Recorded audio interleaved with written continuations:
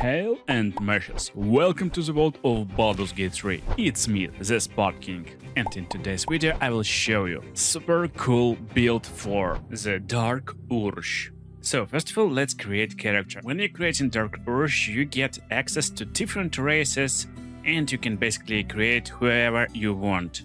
Halfling, dwarf, it doesn't matter. But for today's guide, for today's build, we will be using classic Dark Urge. So it will be lore accurate. And we will try to make this little lizard boy into fierce Dragonborn. So our starting race is Dragonborn, and our subrace is White Dragonborn. It doesn't matter because Dragonborn, in my opinion, is basically like weakest race. So this build will work no matter do you want to play as Dragonborn or any other race. This build will work. Starting class is sorcerer. And only thing I will change is our subclass. To make really powerful honor mode raid Dark Urge, we need to pick Draconic Bloodline. It's far more better subclass. Dragon Ancestor will be Draconic Ancestry Blue to gain resistance to lightning, and our lightning spells will be more powerful. For starting cantrips, we want to pick Minor Illusion. It's great utility cantrip. Then Bone Chill. Nice cantrip when you're fighting against undeads. Shocking Grasp, lightning, melee cantrip to inflict large damage in melee range, because range cantrips will have disadvantage when you're in melee range. And Ray of Frost. It's good controlling cantrip, it will reduce target's movement speed by 3 meters, so you can cast it, run away, and do it infinitely. For this build, our main idea is to control area around us. That's why I want to pick Magic Missile, just to make sure we can one-shot enemies who is just almost out of health points. And Thunder Wave, to push enemies away if they got a lot of health points. We can't pick our background for this character, but Wisdom checks and Charisma checks with Intimidation is really nice for starting class as Sorcerer. For starting skills, I recommend picking Persuasion and Deception. It's charisma checks and it will help you a lot in dialogues. And we got 3 main attributes. It's Constitution, Dexterity and Charisma. Dexterity determines our armor class and our order in what we act in a battle. It affects initiative rolls. Constitution for more health and of course to keep your concentration on spells. And Charisma determines how effective we are with spells that require attack roll and spell difficulty checks for enemies. So that's my start distribution for starting as this Dragonborn Sorcerer. I would go with 16 Dexterity, 15 Constitution and 17 Charisma. So we're basically maxing out all our important stats. Strength, Intelligence and Wisdom dump. And we're ready to go. So our Dragon Lord is ready, let's level up. Starting out as Sorcerer is really important. It will give us proficiency in Constitution saving throws to keep our concentration. But starting from level 2, we can become really Dark Urge. So, multi-class choice, it will be Warlock. Warlock will give us 2 additional cantrips. It's of course Eldritch Blast and Mage Hand. For our subclass we're picking Great Old One. When we're making critical hits against creatures, nearby creatures to make Wisdom saving throw, or become frightened. And when enemies are frightened, they stand still in one place. For early game spells, you can go with Hex and Arms of Hater. Then you want 2nd level in Warlock. Additional spell can be Armor of Agathos. It will give you additional hit points. And when someone will hit you, they will be inflicted with additional cold damage. But most importantly, now we're picking our Eldritch Invocations. There's different skills that will increase your power. And most common pick is of course Agonizing Blast and Repelling Blast. Both of them will increase power of your Eldritch Blast. Agonizing Blast will add Charisma modifier to damage. Repelling Blast will push creatures 4 and 5 meters away from you when you hit them with Eldritch Blast. But instead we want to pick Devil's Sight. You can see normally in darkness, in magical and non-magical. Very powerful spell for this build. And on level 4 we get in 1 more level in Warlock. That's where we pick our bread and butter spell, Darkness. This spell will create magical darkness area that blinds creatures. And this will protect you from range attacks. Very powerful stuff. It's including even magic attacks. And on this level you can totally forget 1 more spell that you already know. So Instead of Hex, that you will forget right now, get Misty Step. And our build basically ready. So let me show how this build will work in early game. And yeah, on level 4 you pick in your Pact boon. And we pick in Pact of the Tome. This will give us Guidance, Precious Mercury and Turn Whip cantrips. So what we get at level 4? We got 2 spell slots from Sorcerer and 2 spell slots from Warlock. Best way to start your day with Armor of Agathos. Just cast it with Warlock spell slot and instantly you will get additional health points. With this build we got a lot of cantrips, but we won't need a lot of them. Our most important cantrip is Eldritch Blast. It's maximum damage that we can inflict with a cantrip at this level. And it's doing force damage. Force damage is least resistant damage in this game, so always use Eldritch Blast. In case you need to disengage from enemies, you can use Ray of Frost. Ray of Frost will slow them down. In case you're fighting undead and want to inflict disadvantage on their attack rolls, you can use Bone Chill. And if all of these matters won't help you, use Shocking Grasp in melee range, just to shock targets down. Additionally, you will get Vicious Mockery, which is psychic damage, so if someone vulnerable to psychic damage or you just need this damage type for some reason, you can use Vicious Mockery on your enemies. Having guidance on yourself is really nice, it will help you in dialogues, so you don't need cleric and can be self-sufficient. For example, in dialogue you need to do some check, investigation check. Always just add bonus and get your guidance, it will add 1d4 to your checks. And can be used for successful robbery too. And of course you get Turn Whip, so sometime you will use it when enemy nearby of cliff in front of you. Just target enemy down and pull him up 3 meters. Can be very useful when you're on long ground and target is on high ground. Just pull him up, pull him down, and he is on the low ground now. So variety of spells and how you can handle situations is really big. Of course, additionally you got Frost Breath, 1 per short rest, 2d6 cold damage. That's your Dragonborn-like spell. Nice for early game, but it's not scaling into late game, so just use it in early game. And don't forget, Warlock spell slots replenish on short rest too. So you can use these spells in a battle, you can use Frost Breath in a battle, and then just short rest and get back your abilities and spells. Now let's get back to our main fighting loop with this build. It's really incredible. Level 4 is one of the most hardest levels in a game, because at level 5 you will get a really high power spike and your heroes become really powerful. But right now you're very vulnerable. So this build changes everything. When fight starts, just use Misty Step and teleport to the best location possible. Misty Step uses only bonus action, and Warlock spell slot of course. After this teleport, you want to cast your best and your favorite spell, Darkness.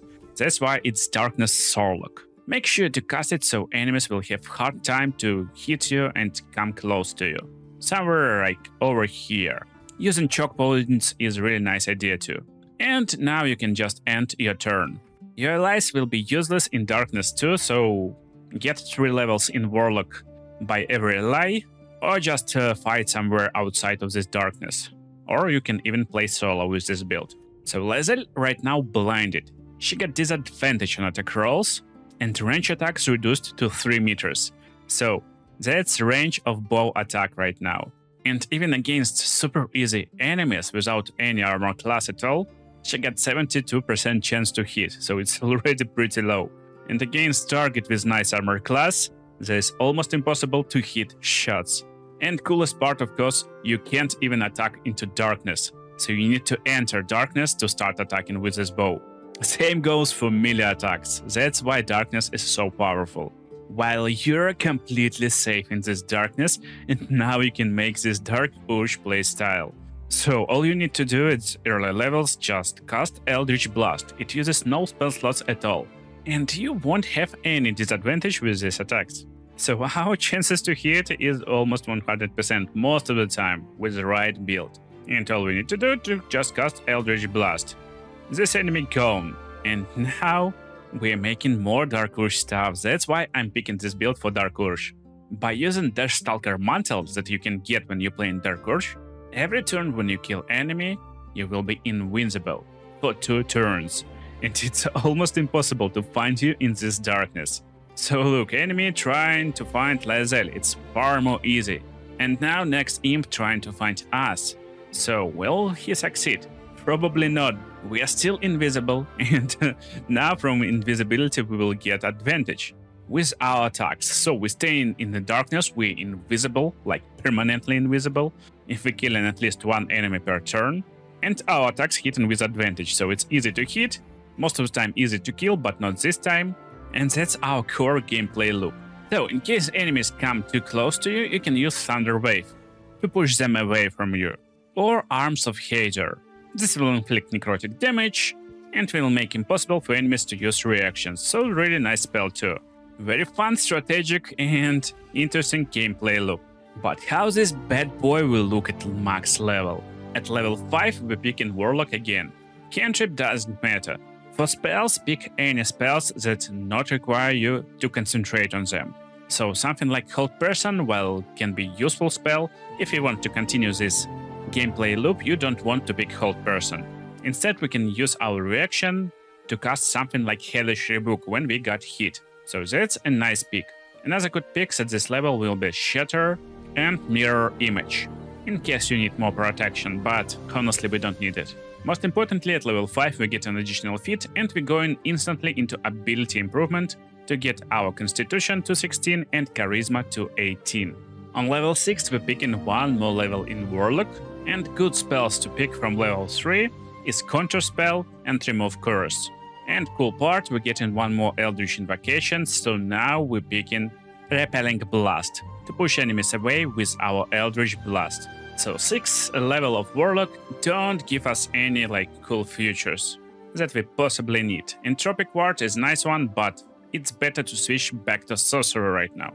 For Sorcerer, same rules, try to pick spells that don't require any concentration. And thanks to our Draconic Ancestry, try to find some lightning spells. I would go with Chromatic Orb because it will let us choose any damage type we want. With Sorcerer we get in Meta Magic. By using our sorcery points we can do additional stuff. For example, target additional creature with our Eldritch Blast. So Meta Magic Twin Spell. Another cool Meta Magic is Extended Spell, with double duration of conditions, summons and surfaces. And Darkness is duration basically. At least I hope so. So let's double check. Let's just press on Meta Magic. And no, it's not. Or actually it is. So yeah, you can use sorcery points to cast Darkness, and it will be extended to 20 turns. Additionally, as you can see, there's a lot of lighted up spells that can be extended too. So really nice and useful meta magic. And right now we're continuing with sorcerer levels. Again, we don't need a lot of spells, so you can pick whatever you like. Or just go with some exploration spells like Knock, to be able to unlock any chest, door or other object. But don't forget on level 8 to pick new meta magic, Quicken Spell. Now you can use 3 sorcery points to cast spells with bonus action. On level 9 we will get additional hit, so now it's really important choice. If you play exactly this build to the letter with Dragonborn, you want to pick dual wielder feat. More on that later, but if you're going with someone who is proficient with shields, for example human race or some elf races, then pick +2 to charisma. I'm Dragonborn, so we're going for dual wielder. Only on level 10 you will get access to level 3 spells. And I will go with Lightning Bolt. It's lightning spell. We chose Blue Dragon, so it's no-brainer to pick Lightning Bolt. And now when we cast spells on level 11 that uses lightning damage from our dragon, we're adding charisma modifier to these spells, so now all lightning spells became more stronger. For additional spell, again, you can pick whatever you like. Some exploration stuff like Enhanced Sleep can be used. Feather Fall is nice stuff too to have. Or maybe you already know how to fly at this level, so just pick Fireball, sometime you need some fire. And last, level 12. It will depend on what you want from this build. If you want more sorcerer spells, go for sorcerer level, and you will get level 4 spells like Ice Storm. It can be used to inflict some cold damage, so nice idea to have it too. But I would go with 6-6 distribution to get this Entropic Ward. Just in case we don't want to use our spell slots for Hellish Rebuke, This will impose disadvantage on enemy attack roll, and we will give advantage to ourselves on next attack roll against this enemy. And that's it, our guy is ready to roll. Based on our choices, we will get additional spells. I would instantly remove spells like Haste, for example. It uses concentration to give us additional action. Sometimes you need it, but not for this style actually. Witch Bolt is useless too for us. We will get a ability to animate dead and make some zombies for ourselves. One zombie is useful, but again, not too much. So stuff that I'm keeping is Cold Lightning. Very nice spell in case you don't want to concentrate on darkness and just want to cast some spells. So Cold Lightning, you just cast the spell, its area of effect spell, can damage multiple enemies at once, and you will get this Activate Cold Lightning in the right corner of your dashboard. And you can use it every turn. So just in case you need some lightning damage or enemies are wet by any reason, it will inflict a lot more damage. But core gameplay loop is the same. Just cast Armor of Agathos on yourself and get ready for battle. But to get ready for battle, you need right gear. Most important stat for us is spell save DC and spell attack roll. Look for these stats early game on any gear you will find. And one more important stat is armor class, of course. With this type of warlock, we can get really high armor class. When you're creating human and not dragon, you will be able to equip shield. So basic shields that will give you +2 to armor class will instantly raise our final armor class to 21, which is pretty high. And in darkness we will have 22. Imposing disadvantage on enemy attack rolls, it makes us almost unhittable. But if you're going for this build exactly, you want to pick Rhapsody. You can get this sword or dagger, whatever it is, after you defeat Cazador. Very powerful stuff. You're gaining +1 to attack rolls and spell save DCs for every 4 you slay, up to 3. So really powerful stuff, will increase chances of hitting your spells by a ton, and you will get +1 armor from this awesome dagger in your offhand, thanks to our dual wielder feat. Another main weapon is Marker Hishkir.